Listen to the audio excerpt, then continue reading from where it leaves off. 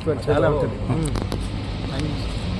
కురుబలకోట మండలము చింతపల్లి గ్రామము, రైతు చింతపల్లి మధుకర్ రెడ్డి, వాళ్ళ నాన్న రాజారెడ్డి రఘునాథ్ రెడ్డికి సంబంధించి చెరి 7 ఎకరాల పొలం ఉందన్నమాట. దానికి సంబంధించి వాళ్ళు బోర్లు మోటార్లకు కరెంట్ కనెక్షన్ కోసం, ట్రాన్స్ఫార్మర్లు కరెంట్ కనెక్షన్ కోసము నవంబర్లో అప్లై చేశారు. డిసెంబర్లో దానికి సంబంధించి చెరి 23,300 అంటే మొత్తం 46,600 చలాన్ కూడా కట్టారు ట్రాన్స్ఫార్మర్లు బిగించేదానికి. దానికి సంబంధించి ఈ ఏప్రిల్ నెలలో ఇక్కడ కురుబలకోట ఏపీఎస్పీడీసీఎల్ వెంకటరత్నం గారిని వచ్చి కలవడం జరిగింది, ట్రాన్స్ఫార్మర్లు బిగించమని చెప్పేసి. ఆయన ఆ ట్రాన్స్ఫార్మర్లు బిగించేదానికి 35,000 రూపాయలు లంచం అడిగాడనమాట.